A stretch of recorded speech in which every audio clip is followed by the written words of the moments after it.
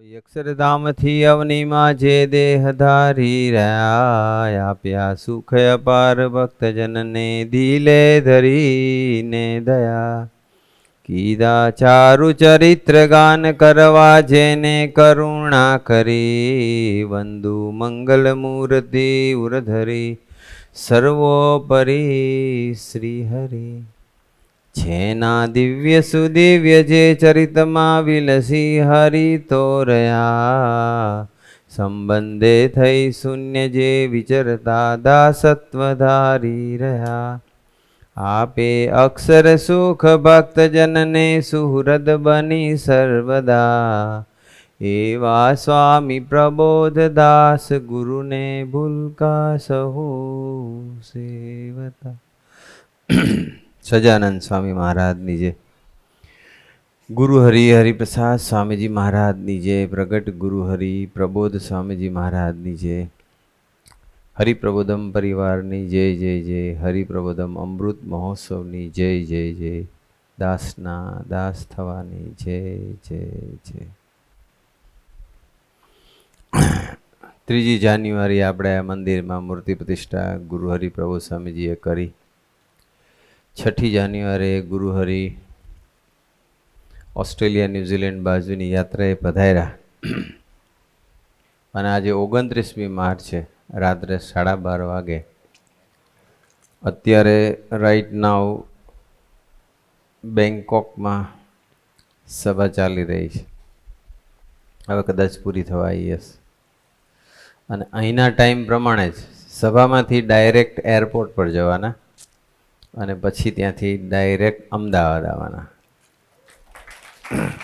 આપણા ટાઈમ પ્રમાણે 7:30 વાગે એમનું ડિપાર્ચર ટાઈમ છે અને આપણા ટાઈમ પ્રમાણે રાત્રે 12:30 વાગે રફલી અહીંયા અમદાવાદ એરપોર્ટ ટર્મિનલ 2 પર પધારશે.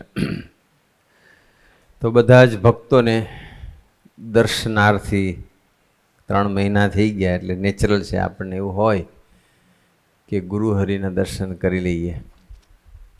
તો 12:30 વાગે બધા ભક્તો ટર્મિનલ T2 પર પધારી શકે છે અને એક્ઝેક્ટ કઈ જગ્યાએ બેસાડવાના છે એનું લોકેશન આવશે તો તમને જણાવીશું, પણ T2 પર પહોંચશે એટલે ખ્યાલ તો આવી જ જશે. ભાઈઓ બહેનો બધા જ દર્શન કરવા પધારી શકે છે. આપણે બધા અહીંયા સત્સંગ કરીએ છીએ. જેમ જેમ સત્સંગ કરીએ તેમ તેમ અંદર જગતની જે વાસના પડી હોય એ નીકળતી જાય. અને વાસના નીકળે, અથવા બીજો અર્થ એવો છે કે જેમ જેમ વાસના નીકળે તેમ તેમ અંદર સત્સંગ ઉતરતો જાય. જેમ જેમ સત્સંગ ઉતરે તેમ તેમ વાસના નીકળતી જાય અને જેમ જેમ વાસના નીકળે તેમ તેમ સત્સંગ ઉતરતો જાય. અને જ્યારે સંપૂર્ણ બધી વાસના કે ડિઝાયર્સ, આપણી બધી બેડ ડિઝાયર્સ એ નીકળશે પછી સત્સંગનું સુખ શરૂઆત થશે. એક વાસના અને બીજું સ્વભાવ, બે આપણને સત્સંગમાં આવ્યા પછી ભગવાનની પ્રાપ્તિ, પ્રગટ ભગવાન મળ્યા છતાં પણ આપણને સુખ નથી લેવા દેતા.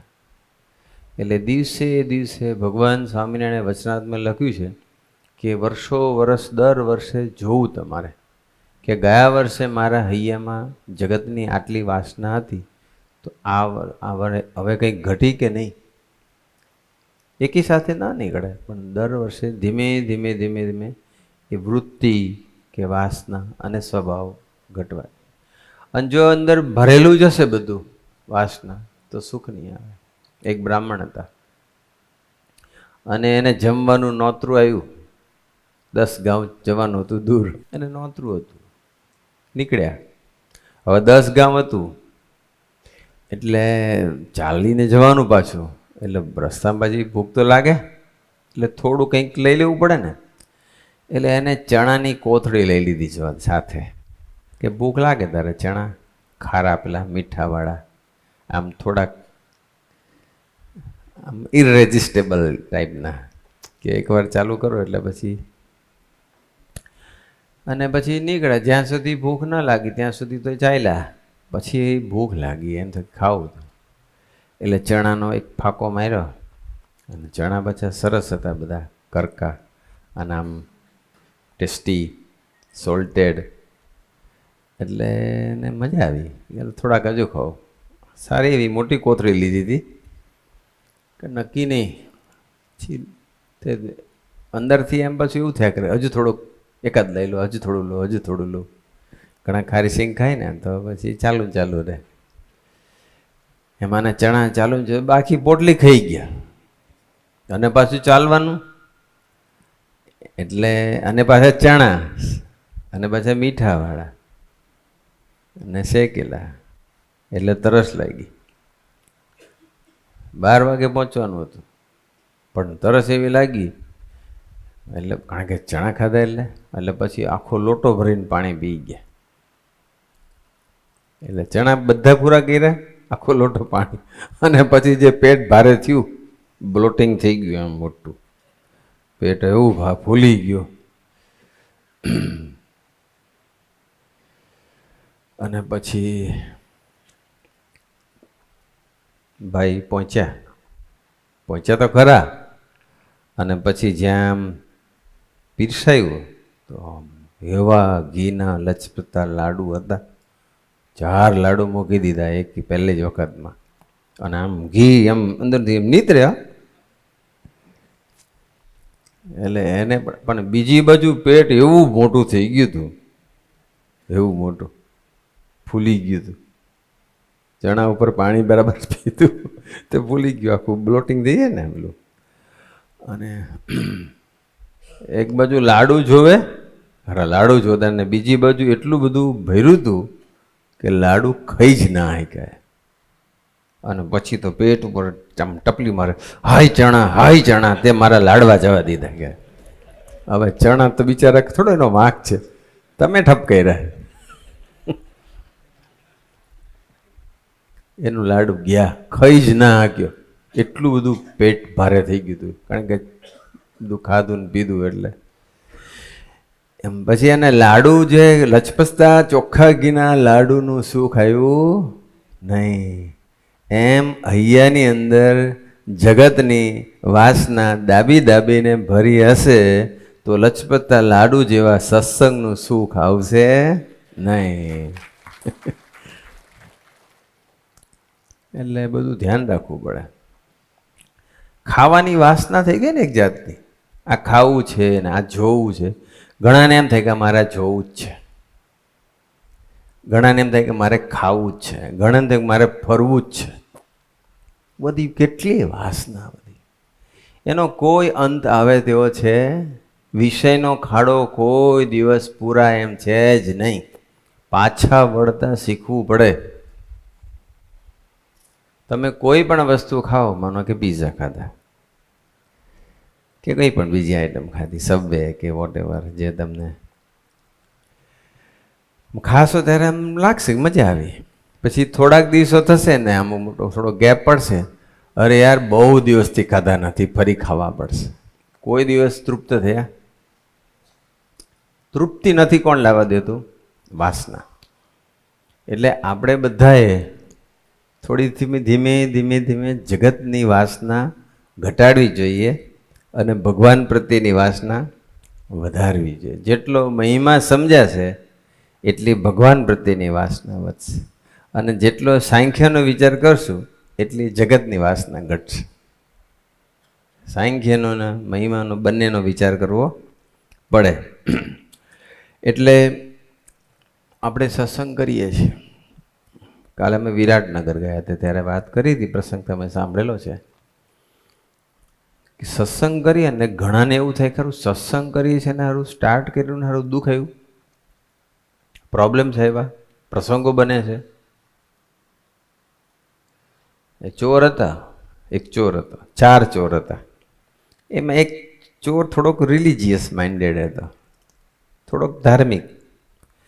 એટલે એને આમ એમ થાય કે આપણે આવું કરીએ છીએ પણ થોડુંક પુણ્ય બી કરવું જોઈએ, પાપ કરીએ છીએ તો. એ સભામાં જાય, સાધુ એક ગોષ્ઠી કરે, ગોષ્ઠીમાં જાય અને સાધુની વાતો સાંભળે. અને એક વખત સાધુની વાતો સાંભળી, કથા વાર્તાનો લાભ લઈને પછી ઘરે જતા હતા ચાલતા ચાલતા. એમાં બાવળની સૂળ કાંટો વાઈ ગયો. અને બાવળનો વાગે એટલે તો કઠિયાવાડવાળાને જેને ખબર હશે, જે વ્યવસ્થિત પેઇનફુલ હોય તો પછી કાંટો ભાંગી ગયો હશે, પછી કાઢ્યો હશે. પછી હવે પછી માંડ ચાલી શકતો હતો. ઘરે પહોંચી તો ગયો. પછી એના વાઈફને ખબર પડી કે આને કાંટો હોય. એની વાઈફ બોલી કે તમે છે ને આ સત્સંગ કરો છો ને એમાં જ બધા પ્રોબ્લેમ થાય છે. તેમની ના ગયા હોત મેં તો આ થવાનું હતું. બંધ કરો ને, જે કરવું છે કરો. કારણ કે જ્યારે ચોરી કરે અને માલ લાવે ને ત્યારે પેલી ખુશ થાય. તમારે એવું જ હશે. એટલે ચોરીનું ના આવે પણ કમાઈ ના આવે. એમ આમાં શું છે કે બધા ભાઈઓ એક સરખા ના હોય. જગદીશ કાકા કમાઈ શકતા હોય એટલું જમન કાકા ના કમાય. જમન કાકા કમાઈ શકતા હોય એટલે કદાચ પંડ્યા સાહેબ ના કમાય. પંડ્યા સાહેબ જેટલું કમાઈ શકતા હોય તો કાલનો યુવક ના કમાઈ શકે. દરેકનું જુદું જુદું હોય ને. લોકો કમ્પેરિઝન બહુ કરે. તમે શું કરો છો? હું કમાતા જ નથી, આટલો ને આટલો પગાર છે, જો આના લાખ રૂપિયા થઈ ગયા, હજુ તમે 25,000 જ છે. પેલો બિચારો મહેનત કરે છે, બેસી નથી રહ્યો, પણ એને ટોણા બહુ માર્યા કરે. એવા હોય તો, ના હોય તો પ્રશ્ન નથી. ડાયા ડમરા હોય એને તો કંઈ કહેવાની જરૂર નથી. એવું ભાઈઓ અરસપરસ તમે એવી રીતે કમ્પેરિઝન ન કરો. બહેનો છે એ બીજા ભાઈઓની કમ્પેરિઝન પોતાના ધણી સાથે કરે છે, અને ધણી છે કદાચ ઓછું કરતા હોય પણ કદાચ કરતા આવી હોય એમ એ બીજાની. એટલે કમ્પેરિઝન છે ને એ પ્રોબ્લેમ બહુ ઊભા કરે છે અને આત્મીયતાનું ખંડન કરે છે. એને કમ્પેરિઝન એવી રીતે કરવી જોઈએ કે એને મોટિવેશન મળે. કમ્પેરિઝન એવી રીતે ન કરવી જોઈએ કે આત્મીયતાનું ભંગાણ થાય. સમજાઈ ગયું? ટોન્ટ મારે અથવા ખખડાવે તો એ આત્મીયતાનું ખંડન થઈ ગયું. પણ મોટિવેશન આપે કે જો આ કેટલું સરસ, તમે બી આવી રીતે કરો તો પ્રભુ સાંઈ રાજી થઈ જાય ને, અને આવી મહેનત કરો તો આપણે કંઈક દેશકાળ થોડા વધારે સારા થઈ જાય. મોટિવેશનલ વાત કરવી જોઈએ. પણ પેલી વાત કરો તમે આવી રીતે ટોણા મારી તો પછી આત્મીયતાનું ખંડન થશે. બંને વચ્ચેના રિલેશનશીપ બગડશે. રિલેશન બગડવાને બહુ ઇઝી છે, પણ એ રિલેશન બગડ્યા પછી એને હરખા કરવાને એ બહુ ટાઈમ લઈ લેશે. બહુ ટાઈમ લઈ લેશે. તમારો સંતોનો અને ગુરુહરિનો બધાનો. એટલે આપણને જે રીતે ભગવાન રાખે છે ને એ રીતે સુખેથી રહેવું. વાણીથી નપાસ થવું નહીં. વાણીથી બધા નપાસ થશે, આત્મીયતાનું ખંડન થશે. વાણીની વાત કરીએ પણ એ પહેલાં પેલો પ્રસંગ અધૂરો છે, પૂરો કરી દો. પેલે એને ઘરવાળે કીધું કે તમે જો આ ગયા એમાં આવું થયું. એમ આપણને ઘણી વખત કે કંઈ સત્સંગ શરૂઆત કરી હોય અથવા સત્સંગ કરતા હોય અને એમાં કંઈક પ્રશ્ન આવીને ઊભો રહી ગયો એટલે કહે છે જો આ ત્યાં કર્યું એટલે થયું ને. પેલો વીરો સેલડીએ સત્સંગ કર્યો ને ઘર હળગી ગયું તો પેલો કહેતો હતો દાદો કુમાર કે તમે જો ભગવાન સ્વામિનારાયણનો સમાગમ કરવા ગયા એમાં તારું ઘર હળગી ગયું. એને પોઝિટિવ લીધું, નિષ્ઠાવાળો હતો. પછી શું થયું કે પેલા જે 4 જણા હતા ને એ લોકોને પછી એક રાજાનો જે ખજાનો હતો ને એને લૂંટવાનો હતો. પણ હવે પેલાને પગે કાંટો વાગ્યો હતો અને એ મોડી રાત્રે એ લોકોને તો પેલી લેટ શિપ ચાલતી હોય ને પાછી એ લોકોની, એમનો જનરલ શિપ ના હોય એમને. રાતે 2-3 વાગ્યા પછીનો પ્રોગ્રામ હોય અને આ ભાઈને કાંટો વાગેલો અને પેલા લોકો કે ચાલો આપણે જઈએ. પેલો કે ભાઈ મને આજે કાંટો વાગ્યો, હું પગ માંડી શકતો નથી ને, ચોરમાં તો દોડવું પડે ઘણી વાર. રાઈટ? દરેક જોબ જુદી જુદી હોય, આમાં દોડવું પડે. તો કે દોડવું પડે એટલે મારે હું નહીં, તમે આજે હું નહીં આવું. અને પેલા 3 કે સારું. અને 3 જણા ગયા જે પ્રોજેક્ટ લીધો હતો રાજાનો ખજાનો ફાળવાનો, અને એ પ્રોજેક્ટ સક્સેસફુલ ગયા અને ખજાનો લૂંટ્યો. અને એટલું બધું સોનામોર ને પૈસા ને ઘરેણા ને એ બધું આવી ગયું. મોટા પોટલા ભરી ભરીને લઈ આવ્યા. અને હવે પછી જે બધો કમાણી થઈ એટલે પાર્ટનરમાં બધું પછી હરખા ભાગે નક્કી કરેલું હોય ને જે પ્રમાણે 33. પેલો આવ્યો તો 25 થાત, પણ 3 જણા એટલે 33% આવ્યા. 33.33. એટલે દરેકને ભાગે 2-3 કરોડ આવ્યા હશે કદાચ. જે આવ્યા હોય તે વેચી કાઢ્યા. અને પેલો જે ચોર હતો ને એની ઘરવાળીને ખબર પડી પાછી કે આ પેલા 3 કેટલું કમાણા અને આ સત્સંગ કરવા ગયો એમાં શું હાલત થઈ. એટલે ફરી પાછો ટોણો માર્યો. આ હું તમને કહું છું, આ બધું બંધ કરો. ભગવાનનું નામ લેવાની કોઈ જરૂર નથી. તમે જે કામ કરો છો તેમાં ધંધામાં ધ્યાન આપો બરાબર. અને આ તમે ન ગયા, ત્યાં ગયા, એમાં કાંટો વાગ્યો, એમાં તમે ગયા નહીં અને આ લોકો લૂંટ્યા, કરોડોપતિ થઈ ગયા. હવે આપણે તો હજુ આવી નવી હાલત છે. આવા શબ્દો નાક નાક કરે એટલે પેલો તો કંઈ બોલે નહીં. પછી શું થયું કે સમહાવ પેલા ચોર પકડાઈ ગયા. અને પછી તો રાજાના ત્યાં ચોરી કરે એટલે પતી ગયું ને, રાજા વાજાને વાંદરા. પણ પેલા ચોરને પછી જ્યારે પકડાયા એટલે 4 જણનું નામ હતું જ, એટલે 4 જણને પકડી લીધા. અને રાજાએ કીધું કે સૂળી ચડાવી દો, ફાંસીની સજા એ મોત. પછી પેલો કહે કે ભાઈ મેં નહીં કરી ચોરી, હું તો ઘરે હતો. તો કે સબૂત શું છે? તો પેલા સાધુ અને ગામના જે માણસો જે સભામાં આવતા હતા તમારા જેવા, એ બધાએ કીધું કે ના ના, આ તો અમારી સભામાં આવે છે ને આ દિવસે તો અમારે સભામાં આવ્યો જ હતો. એટલે સાધુએ કીધું અને લોકોએ ભક્તોએ કીધું. એટલે એને છૂટો કર્યો અને પેલા 3ને મોકલી દીધા ઉપર. પછી પેલી એને સમજાણું કે ના, સભામાં જવા જેવું હતું, કે બરોબર કર્યું તમે. એટલે આવું છે. સત્સંગથી હજુ સુધી કોઈને નુકસાન ગયું નથી. પણ એ જે શરૂઆતમાં જે નુકસાન દે, એન્ડ ઓફ ધ ડે અથવા તમે છેલ્લે જ્યારે જુઓ એનો અંત, તો એમ જ લાગે કે સત્સંગથી ફાયદો જ છે. આપણે સત્સંગ વ્યવસ્થિત કરી લેવા. વાણીની વાત આવી એમ, વાણી સારી રાખવાની. આપણે બધાએ હસબન્ડ વાઈફ, ભાઈઓ બહેનો, કાર્યકર્તાઓ, અમરીશો, વડીલો, બધા A to Z હરિપ્રબોધમ પરિવારનો એક ભગત, બહેનો હોય કે ભાઈઓ હોય, બધાની વાણી એકદમ મીઠી નીકળવી જોઈએ, વિવેકવાળી નીકળવી જોઈએ, સત્ય, પ્રિય અને હિતકર બોલવું જોઈએ. આમ કોઈને વાગી જાય એવું ના બોલવું જોઈએ. કાલે એક જણનો લંડનથી ફોન આવ્યો મારી પર. મને કે મારે તમારી સાથે ખાનગી કરવી છે, તો તમે કહો ત્યારે ફોન કરું. મેં તો કરને ભાઈ, નવરો જ છું. એટલે કર્યો એને ફોન. મને કે યાર ઘરે બહુ પ્રોબ્લેમ થાય છે. એ કે મારી જોબ છૂટી ગઈ છે, એટલે હું એક આવી જગ્યાએ જોબ કેટરિંગમાં બધે જઉં છું. અને પેલી જોબમાં થોડુંક કમાતા હતા, આમાં થોડુંક ઓછું કમાય છે. પણ ઘરે બેસી રહે એને હું હાવ 0 થઈ જાય એની કરતાં થોડુંક જે મળે તે કમાવું. તો એને થોડાક મહિના થઈ ગયા. એટલે પેલી એને એટલું બધું ટોર્ચર કરે અને એટલા બધા શબ્દો નાખે, તમારામાં કંઈ છે જ નહીં, તમે તો હાવ આવા છો ને બરકત વગરના છો, તમે કંઈ સક્ષમ જ નથી. તમે જો આ પેલા લોકો જો ને કેવી જોબ છે, અને તમને તો જોબ ગોતાય નથી આવડતું, તમારામાં કોઈ એબિલિટી જ નથી. એ પાછા અમરીશ છે, તો કે તમે અમરીશ બી નથી, અમરીશના લક્ષણો તમારામાં.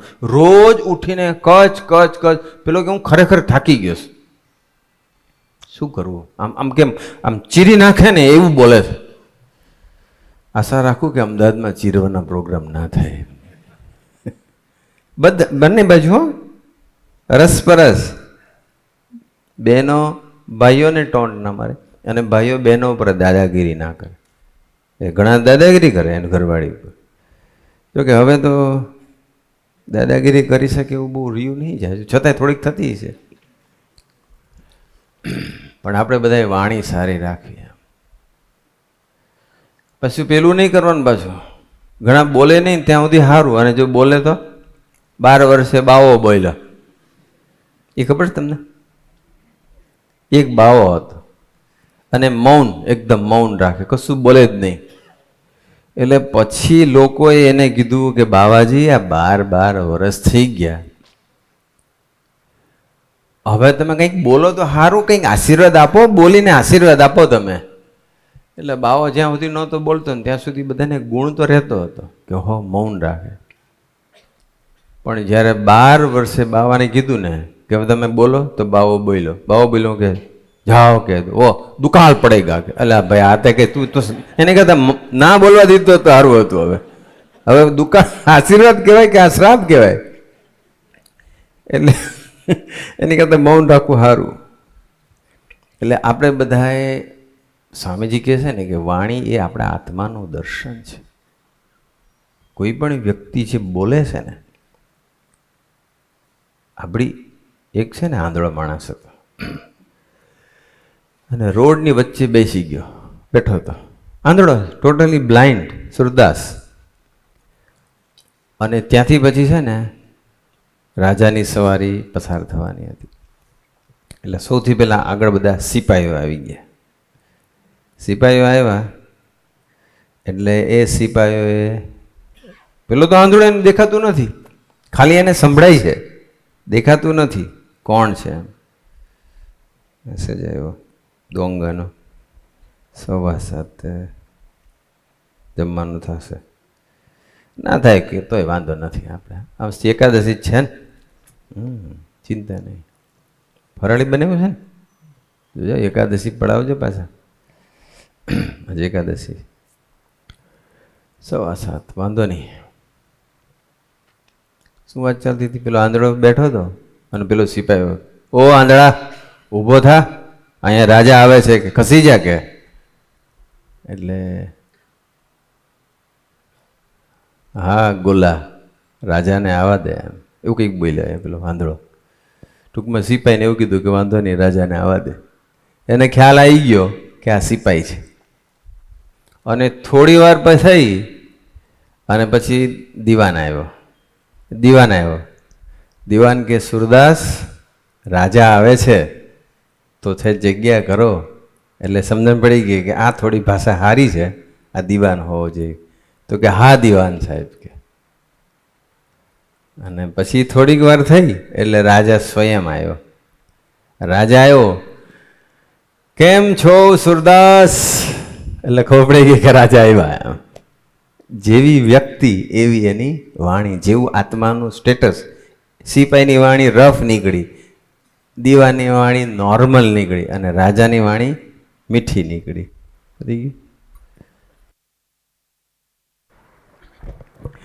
એટલે આપણી વાણી છે ને, આપણી વાણી સારી રહેવી જોઈએ. વાણી એ આત્માનું દર્શન છે. મેં પહેલો એક પ્રસંગ હું કહેતો હતો, ઘણીવાર મેં કહેલો છે કે 2007માં સ્વામીજી સાથે અમે યુએસએ હતા. કનેક્ટિકટની અંદર છે ને અમરીશ શિબિર હતી. અને એ અમરીશ શિબિરમાં બધા આખા યુએસએના બધા અમરીશો આવવાના હતા. અને સ્વામીજી સાથે હું હતો. એટલે ફિનિક્સ, એટલે એરિઝોના સ્ટેટમાં, ખૂબ દૂર. એટલે ત્યાંથી એક જયેશભાઈ કરીને એક ડૉક્ટર આવવાના હતા. એ અમરીશ નથી, પણ અમરીશ શિબિર માટે સ્વામીજી એમને સ્પેશિયલ બોલાવેલા. હવે એ જે આવા એમને સ્વામીએ ખાસ પત્ર લખ્યો અને સ્વામીએ કીધું કે તમે જરૂરથી ફેક્સ લખ્યો અને કીધું કે જરૂરથી તમે અમરીશ શિબિરમાં પધારજો. એટલે એ અમરીશ શિબિરમાં આવી ગયા જયેશભાઈ.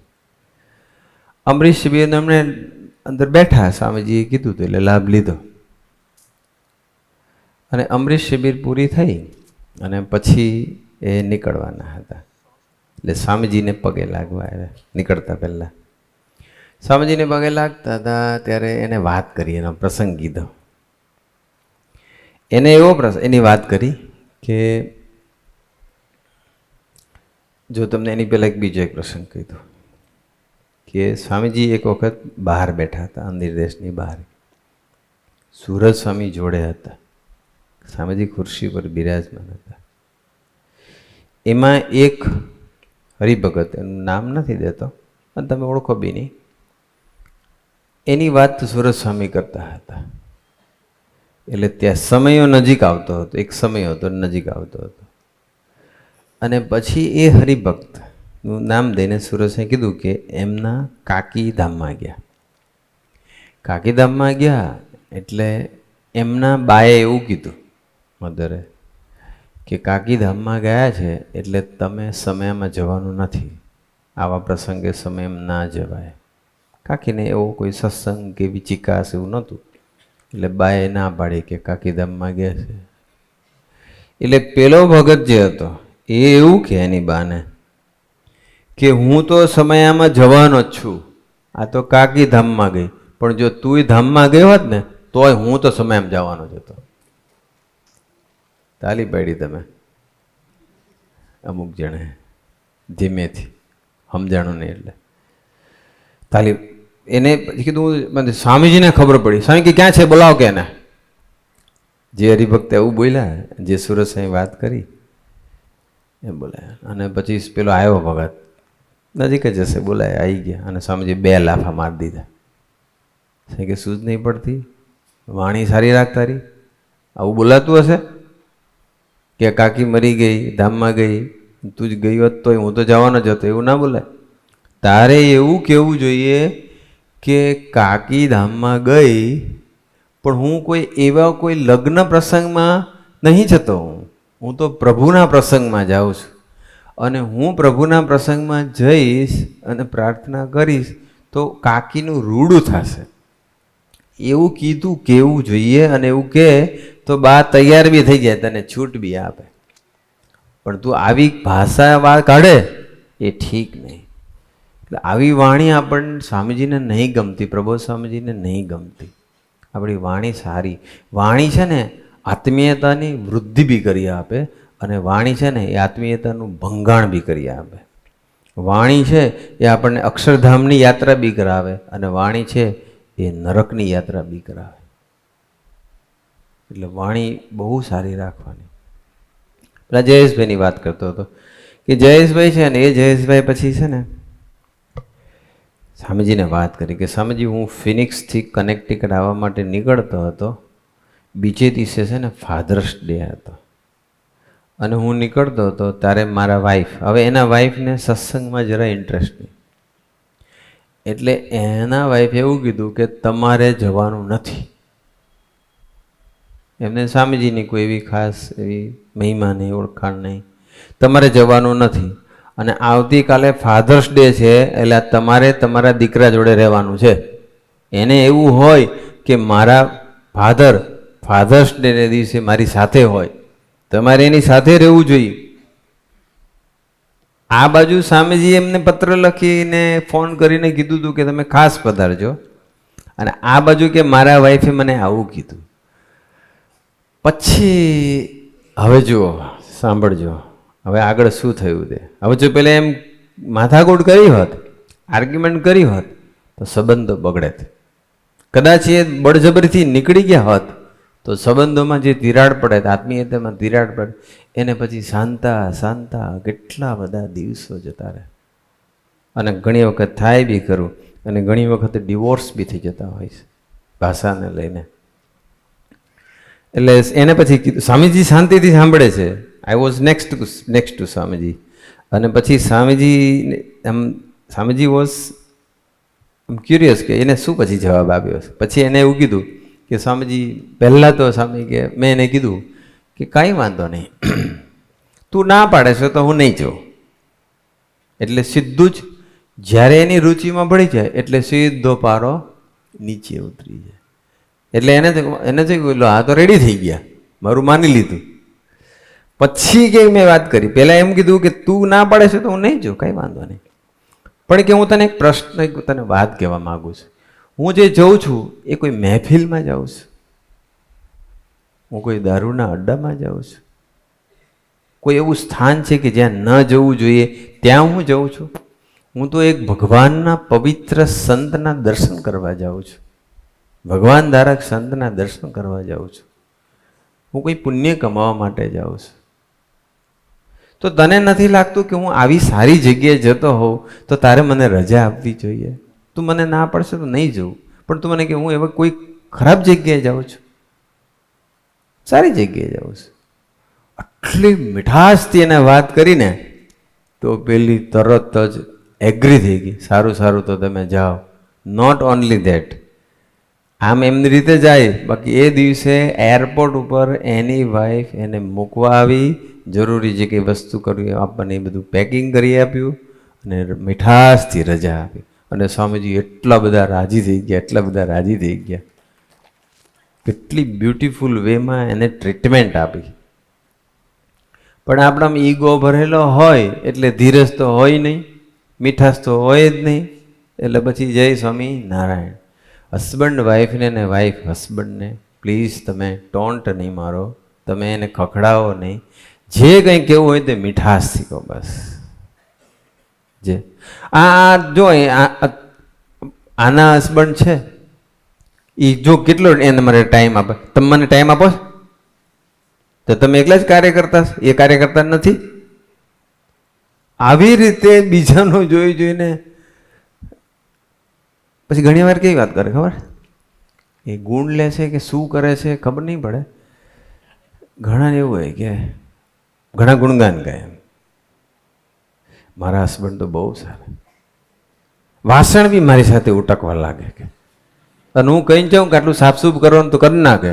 એટલે પેલી ઘરે જઈને કે પેલાના ઘરવાળા કેટલા હારે વાસણે ઉટકે છે, તમે ઉટકો ને મારી હાથે. એટલે આ શું થયું, આનો પ્રોબ્લેમ કેવો થઈ ગયો.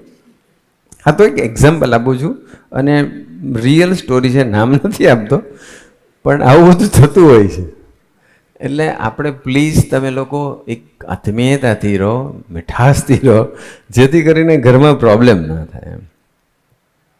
યોગીજી મહારાજની વાણી અમૃતથી ભરી. બહુ બધા પ્રસંગો છે ને યોગી મહારાજના, બહુ ઝાઝા પ્રસંગો ઘણા સાંભળ્યા છે, પણ એક પ્રસંગ ખાલી કહું કે યોગીજી મહારાજ ગોંડલમાં સેવા આપતા હતા. ગોંડલ મંદિરના મહંત હતા, અને ગોંડલમાં પેલો જે ચોકીદાર હોય ને, ત્યાં પહેલાં એવી સિસ્ટમ હતી, જે જૂનાને ખબર, રાતે જેટલા વાગ્યા હોય એટલે ડંકા મારવાના. એટલે સૂતા સૂતા ખબર પડે કે સવારના 5 વાગ્યા કે 6 વાગે, પેલો સૂતો હતો ગણે 1 2 3 4 5, કોઈ એલાર્મની જરૂર નહીં, ચોકીદાર જ એલાર્મ વાગે કે 5 જ વાગ્યા છે ને 6, પેલો સૂઈ જાય પાછા.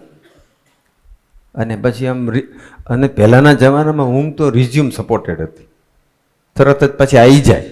અને અત્યારે તો કેવું છે કે આવ્યા પછી નક્કી નહીં, ઉઠ્યા પછી કે આવશે કે નહીં આવે એમ. અત્યારની બધું ઊંઘની લોચાવાળી થઈ ગઈ. તો પેલો ચોકીદાર છે ને સૂઈ જાય, એકવાર સૂઈ ગયો અને ડંકા જ ના વગાડ્યા રાત્રે, રાઈટ. અને યોગીજી મહારાજ પછી સવારના ચોકીદાર પાસે ગયા અને ચોકીદારને કે ચોકીદાર સાહેબ કે આ મંદિરના મહંત છે ને, કે આ સંત છે, નામ આપ્યું, એ મંદિરના મહંત છે, કે તમે છે ને કાલે ડંકા મારવાનું ભૂલી ગયા હતા. હવે એમને જો ખબર પડશે ને તો આ જોગીને ધકશે, કે આ જોગીને ધકશે, કે એટલે તમે ડંકા મારજો. એ પેલો કે હા હવે હું ધ્યાન રાખીશ. પણ કેટલું મીઠાશથી કીધું, રાઈટ. એ પોતે એમ ના કીધું કે હું મહંત છું, બીજ સંતનું નામ આપ્યું કે આ છે ને એના મહંત છે. અને તમે જો ડંકા મારવાનું ભૂલી જશો, એમને ખબર પડશે તો મને ધકશે, કે પેલો તરત જ. આપણે કોઈની ભૂલ એવી રીતે દેખાડીએ કે એને મીઠું લાગે, ભૂલને એક્સેપ્ટ કરે અને ભૂલને સુધારે. આ તો મીઠું ના લાગે, એક્સેપ્ટ કરે બી નહીં, સુધારવાની વાત તો બાજુમાં છે, કદાચ ડબલ થાય પછી બીજે દિવસે. એવી મીઠાશથી બોલો બસ. એટલે વાણી બહુ જ ઇમ્પોર્ટન્ટ છે. 7 વાગે ગયા છે, થોડા તો એકાદો પ્રસંગ હજુ કહી દઈએ, કારણ કે ત્યાં કહેવામાં આવ્યું છે કે આપણી અંદર એવા આદર્શ પાત્રો બી છે.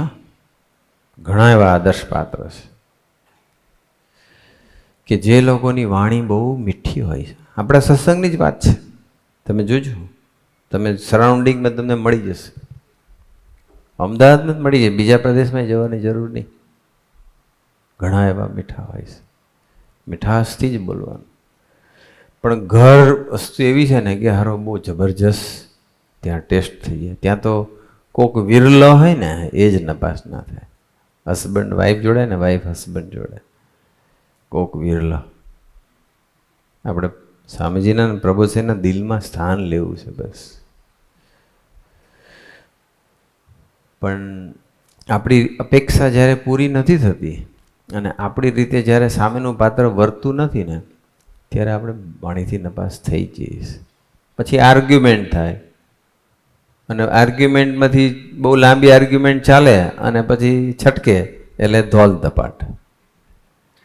અને ત્યાંથી પછી બહુ આગળ ચાલે એટલે તું તારા રસ્તે ને હું મારા રસ્તે. કેટલા પ્રોબ્લેમ હોય. થોડું ધીરજ રાખો, થોડું સહન કરતા શીખો, થોડી વાણીમાં મીઠાશ પ્રગટાવો, થોડું ભજનનું બળ લો. તો ઇન્સ્ટન્ટ રિઝલ્ટ જોઈએ, બસ નહીં રિઝલ્ટ આવે તો પતી ગયું. વાણી એ આત્માનું દર્શન છે. પેલો પ્રસંગ નહીં આપણે સાંભળેલો કે એક મંદિર હતું અને મંદિરની અંદર બધું કામકાજ ચાલતું હતું. મંદિરની જે મૂર્તિઓ છે એ જે શિલ્પીઓ છે એ ત્યાં જ મૂર્તિ ઘડતા હતા મંદિરને બહાર. એટલે એક માણસ પસાર થયો અને માણસે પેલા શિલ્પી પાસે જઈને આમ એના હાથમાં પણ છીણીને થોડીને બધું હતું ને ઘડતો હતો. એ કે તમે શું કરો છો કે અહીંયા? તો કે તું જોતો નહીં કે આ પથરા તોડું છું કે આ પથરા તોડીશ તો મને રોટલા મળશે. આ મારે તો આજ કેરા કરવાનું છે, પથરા તોડું છું. કેવી પાસે નીકળી. પછી થોડેક આગળ ગયો તો બીજો શિલ્પી મળ્યો. એક્શન સેમ છે, એક્ટિવિટી સેમ છે, કામ સરખું જ છે, પ્રોજેક્ટ સરખો જ છે, ભાષા જુદી છે. કારણ કે અહીંનું જુદું છે, દરેકનું કામ સરખું છે પણ દરેકનું અંદરનું જુદું છે. હવે શું થયું, બીજા પાસે ગયા. તો બીજા પાસે ગયા તો એને પૂછ્યું કે શિલ્પીને પૂછ્યું કે તમે શું કરો છો? તો કે બસ કે અહીંયા મંદિર બને છે અને મંદિરની મૂર્તિઓ બનાવવાની મને કામ મળ્યું છે અને એ મને કામ કરીશ એટલે મને એના કમાવા મળશે અને એને લઈને મારો વ્યવહાર ચાલશે. એને આવો નોર્મલ જવાબ આપ્યો. અને પછી ત્રીજો શિલ્પી હતો, ત્યાં પેલો ગયો અને એને પૂછ્યું કે તમે શું કરો છો? ત્યારે પેલાએ કીધું કે મારા ધન્ય ભાગ છે, ધન્ય ઘડી છે કે અહીંયા મંદિર બને છે અને એ મંદિરમાં જે મૂર્તિ પધરાવવાની છે એ મૂર્તિનું ઘડતર કરવાની સેવા એ મને મળી છે. મારા બહુ મોટા ભાગ્ય છે. કારણ કે એ મૂર્તિના દર્શન કરવા કેટલાય લોકો આવશે અને એ મૂર્તિ બનાવવાની અને ઘડવાની સેવા મને મળી. મારા જેવું કોણ ભાગ્યશાળી કે છે? ત્રણેયની ભાષા જુદી નીકળીને. વાણી એ આત્માનું દર્શન છે. વાણી એ ભગવાન સાથેના સંબંધનું દર્શન છે. વાણી એ અહમનું દર્શન છે. જેટલો અંદર અહમ એટલી વાણી ખરાબ. ઘણાને જાનપણું આપવાના ટેવ હોય, ટોન્ટ મારે જાનપણું બી આપ્યા કરે. ઘણાને આત્મશ્લાઘા કર્યા કરવાની ટેવ હોય. મેં આમ કર્યું, મેં આમ. હવે તો જોકે નથી એવું દર્શન થતું, કારણ કે દાસના દાસની વાતો એટલી બધી સાંભળી છે એટલે આત્મશ્લાઘા જેવું. પણ છતાં એવી કોઈ વખત થોડીક સોફિસ્ટિકેટેડ વેમાં વાત થઈ જાય એમ. એટલે વાણી એ આપણું સ્ટેટસ બતાવે છે. આપણા આત્માનું સ્ટેટસ શું છે, આપણો ભગવાન સાથેનો સંબંધ કેટલો છે. છેલ્લો પ્રસંગ કહીને મારી સેવા પૂરી કરું. મનીભાઈ જર્મની વાળા છે, બરાબર છે? આપણે બધા ઓળખીએ છીએ એના નામ સાંભળ્યું છે. તો એ મનીભાઈ સાથે હું બેઠા હતા 2006 હશે. 92માં એમને મેરેજ કર્યા, હરિધમમાં જ કરેલા, સ્વામીજીને સાનિધ્યમાં. 92, 2002 અને આ તો 2006. 14 વર્ષ એમના લગ્નના પૂરા થયા. ત્યાં મને ક્યાં બેઠા હતા ખબર નથી, પણ અમે વાતો કરતા હતા. એટલે મેં પછી વાતમાંથી વાત નીકળી. મેં તો મનીભાઈ તમારે 14 વર્ષ થયા મેરેજના, તો તમે 14 વર્ષમાં તમારા વાઈફ એટલે સુયોગી બેન, મેં તો એની સાથે તમે કેટલી વાર વાણીથી ફેલ થયા હશે? ત્યારે એને મને એવું કીધું કે 14 વર્ષ, એને એવું કીધું, પહેલાં તો એવું કીધું કે 14 વર્ષમાં હું 14 વખત પણ ફેલ થયો નથી. અને એમને એવું બી કીધું છેલ્લે તો કે હું ક્યારે ફેલ થયો છે એ મને યાદ જ નથી. તો એ નથી, એ વ્યક્તિ જ છે ને, એ ભગત જ છે ને, પણ એનો આત્મા કેટલો એકદમ પાવરફુલ હશે અથવા એના આત્મા પર કેટલું અહમ ઓછું હશે કે નહીવત હશે. તો એવું છે કે એમના વાઇફ છે 100% સપોર્ટિવ છે, અથવા એમના વાઇફ છે એ સંપૂર્ણ છે, અથવા એમનું બધું પૂરું થઈ ગયું જ છે, અથવા મનીભાઈ કેમ જ કરે છે, એનામાં હઠમાની છે 100% રડી ગયા જેવું છે. 100% રડી ગયા હોય તો મહારાજને ગુણાતીત. આપણે બધા તો we are sailing the same boat, કોઈ આગળ છે કોઈ પાછળ છે. દરેકમાં ઓછા વધતા અંશે હોય જ.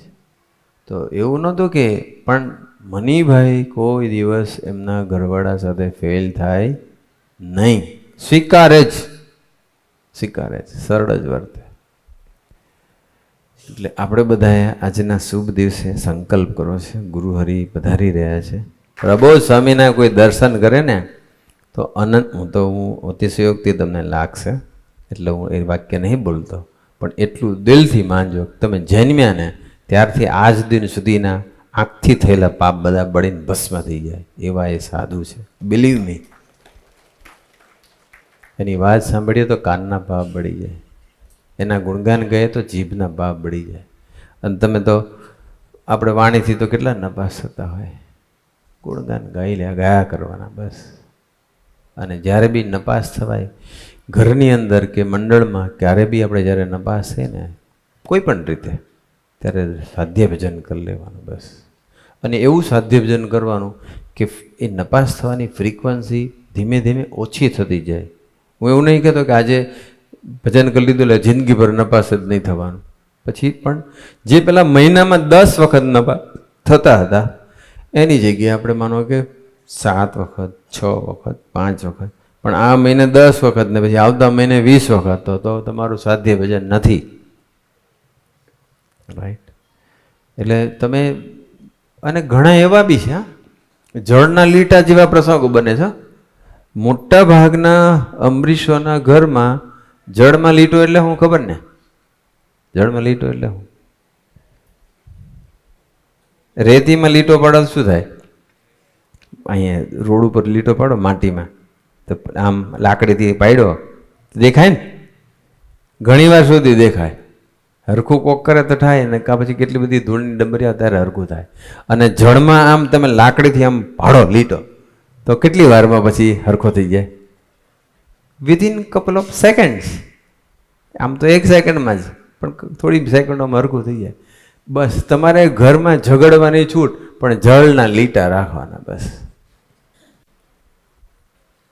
એટલું તો કરવું પડે. એમ જળ શું થયું? બંધ થઈ ગયું. એટલે આટલું આપણે પાકું રાખવાનું છે. બરાબર? તો હવે વિશેષ વાત ન કરતા, આજના શુભ અને મંગલકારી દિવસે ગુરુહરિના ચરણોમાં પ્રાર્થના કે અમારે આપની પાસેથી એવા આશીર્વાદ માગવા છે, અમને એવું બળ આપો બસ, કે ઘણી વખત અમે સ્વભાવ પ્રકૃતિને આધીન ઘરની અંદર અમારા પરિવારના સભ્યો સાથે અથવા હરિભક્તો સાથે ઘણી વખત અમે આવી રીતે વાણીથી કે કોઈ પણ રીતે નપાસ થઈ જઈએ છીએ. અને કોઈ વખત એવા નેગેટિવિટીમાં અમે જતા રહેતા હોઈએ, પણ એ પાણીમાં લીટા પડે એવું જ થાય. અમારે કોઈ વચ્ચે તિરાડ ન પડે, સંબંધો ન બગડે, આત્મીયતા ના તૂટે, અને એ માટે અમે નિયમિત સ્વાધ્યાય ભજન કરતા રહીએ. અને ખાસ કરીને જ્યારે પ્રસંગ બને ત્યારે અમે ચોક્કસપણે અમે પોતાનો જ દોષ જોઈએ, સામેના પાત્રનો દોષ ન જોઈએ, તમને જ કરતા માની પોતાનો દોષ જોઈને ભજન કરી શકીએ. એ માટે અમને ખૂબ ખૂબ બળબુદ્ધિને શક્તિ આપો. એ જ પ્રાર્થના સજાનંદ સ્વામી મહારાજની.